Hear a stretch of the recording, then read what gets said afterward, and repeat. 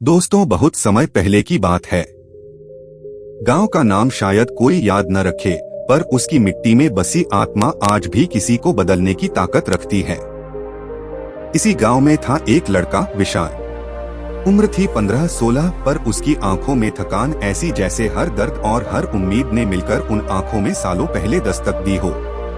विशाल की रिहाइश थी एक टूटते झरने जैसी झोपड़ी में, झुकी छत, फटी दीवारें, मकड़ी के जाले और कोने में बिखरे कुछ कपड़े। जब गांव वाले अपनी चौखटों वाली दीवारों पर मुस्काने सजाते, तब विशाल अपनी झोपड़ी में चुपचाप बैठकर खामोश आंसुओं को संभालता। माँ पिता बचपन में खो गए थे, किसी बीमारी ने अचानक सब छीन लिया। चाचा ने उसे अंगड़ाई देते देते खेतों की जमीन से बेदखल कर दिया। दस्तावेजों की चालाकी में विशाल को सब कुछ गंवाना पड़ा, घर खेत ना। उसके पास बचा था सिर्फ एक झोपड़ी, एक पुराना कंबल और भूख की स्याही से लिखी एक अधूरी जिंदगी। दिन रात एक सवाल गुनगुनाता, क्यों मैं असफल, क्यों मैं अकेला। लेकिन फिर एक दिन जब साहस की मांद टूटने ही वाली थी, एक बुजुर्ग आया। सफेद दाढ़ी, झुर्रियों में मचलती कहानियों का अक्स और आंखों में दुनिया पढ़ी सी चमक। उसने किया विशाल से संवाद बिना किसी सवाल के। बस यूं ही बैठकर समझा। बुजुर्ग बोले, बेटा, दुख ही दुनिया में भागते रहते हो, लेकिन देखो, खिजानी पत्ते भी गिरते हैं और वहीं से नई कली अंकुरित होती है। विशाल की आंखों में ढलके रंग और कलेजे की खामोशी एक पल में टूटने लगी। भूख, बेबसी, सब कुछ मरता जीता उसके भीतर घूमने लगा। फिर बुजुर्ग बोले, तुम्हारे पास जो बचा है, अपना तन, अपनी इच्छा शक्ति, अपनी मेहनत, उसे जानो। कल से हर सुबह यही सोचो, आज मुझे क्या करना है और क्यों करना है।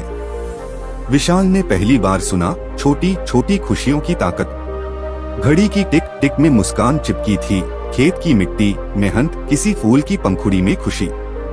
दूसरे दिन सुबह विशाल कबीर की तरह बोया गया था। खेतों में मेहनत, हल खींचना, पत्थर हटाना, मिट्टी को सींचना। पहले दिन का पसीना उसके तन की कहानियां बता रहा था, लेकिन चेहरे पर एक अजब सी मुस्कान थी। हर दिन उसने यही दोहराया, सुबह उठना, बुजुर्ग की वो एकम बात याद करना, दिन का लक्ष्य तय करना, रोटी के हिस्से में बचत। 2530 की मजदूरी से अम्बिशन लिए खड़ा है ये लड़का। चुभती 13-14 की उम्र में वो जान गया था, रोने से कुछ नहीं मिलता। झोपड़ी के कोने में लगा वही टिन का डिब्बा, जिसमें हर दिन एक एक रुपए का हिसाब टिक टिक कर बढ़ता गया। 2 साल बाद एक बुजुर्ग किसान की तबीयत खराब हो गई और उसने अपना एक टुकड़ा जमीन बेचने की बात कही। विशाल ने डरते डरते डिब्बा खोला, बची पूंजी पूरी जमा थी। बिना देर किए गया किसान के पास। बूढ़ा बाबा, मैं आपकी जमीन खरीदना चाहता हूँ, मेरी कमाई है, सब कुछ इसी में है। किसान हंसकर बोले, अगर तुम सच में मेहनत और ईमानदारी से इसे हरा भरा रख सको तो ले लो। और इस तरह विशाल पहला छोटा जमीन का टुकड़ा अपना बना गया। खुशी उसमें थी कि वो खुद का मालिक था, पहला स्वप्न साकार हुआ। बाकी गांव वाले पारंपरिक फसल बोते, धान, गेहूं। विशाल सोचता रहा, कुछ अलग जो जल्दी बिके, स्वास्थ्यदायी हो। शुरुआत की नहीं पता था कौन सी फसल अपड़ है, कौन सी मिट्टी से मिलती, कौन कैसी देखे। बढ़ते बढ़ते बैंगन, टमाटर, लौकी, भिंडी। कई बार फसल खराब हुई, लेकिन हर बार नई किताबें, अनुभवी किसानों से सीख, प्रयोग और फिर से उम्मीद। उत्साह मिला उस दिन जब पहली ताजी भिंडी, टमाटर खेत में लहराने लगी। गांव वालों का चौंकना, हंसी बंद हो जाना, धीरे धीरे तारीफ शुरू। विशाल अब डटकर सुबह सवेरे ट्रॉली में ताजा सब्जियां भरकर बाजार पहुंचता। शुरुआत में लोग कम लेते, लेकिन जब उस हरे भरे मैदान से निकली सब्जियां खाने वाले टेस्ट करते, वाह भाई, स्वाद क्या खूब है, बिना रसायन, स्वाद एकदम देसी जैसे माँ के घर में, किसी छोटे होटल वाला, किसी शहर से आती गाड़ी वाला। धीरे धीरे बड़े ग्राहक। पहली साइकिल का सफर खुद की मेहनत की पहचान बन गई। पहला घर उसकी झोपड़ी की जगह, ईंट और छज्जे वाले 3 कमरे और छोटे बाग के साथ। खुशबू जैसे किसी के घर से आने लगी थी। गांव वाले अब कहते, देखो, विशाल को वो मेहनत की मिसाल बन गया। बच्चे डरते नहीं, खेलते, मुस्कुराते हैं। महिलाएं खेत देखने जाती, सलाह मांगने आती। दुकानदार पूछते, भिंडी फिर कल लेनी है। विशाल ने खुद बस खेत ही नहीं लगाया, उसने गांव मदद शुरू की। पुस्तकालय, खेती और आत्मविश्वास वाली किताबों से भरा। ट्रेनिंग फॉर न्यू फार्मर्स, दिन में कुछ घंटों बैठकर ज्ञान बांटा। छोटा बाजार बनाया जहां बेचता था अपनी ताजी उपज, दुकानदार भी। क्षेत्र में नाम बढ़ा, तारों में तनी आत्मा से जमी धरा की पहचान बन। एक सुहानी शाम वही बुजुर्ग फिर खेत में मिला। विशाल दौड़ा, गले लगा लिया। बुजुर्ग मुस्कुराए। देखा बेटा, जब तुमने दुखों को उठकर उनके पार देखा, तब तुमने दुनिया जीती है। दोनों देर तक खेत के किनारे बैठे, सूरज की सुनहरी रेखाएं उनके काम पर गिर रही थीं। बातों में पुरानी सीखें, आज की कामयाबी और आने वाले नए कदमों की गूंज थी। समय के साथ विशाल और मेहनती बनता गया। उसने और जमीन खरीदी, भिंडी, टमाटर, लौकी, शिमला, ऑर्गेनिक सब्जियां लगाए। नया वाहन लिया, सुबह बाजार मंडी तक सप्लाई के लिए।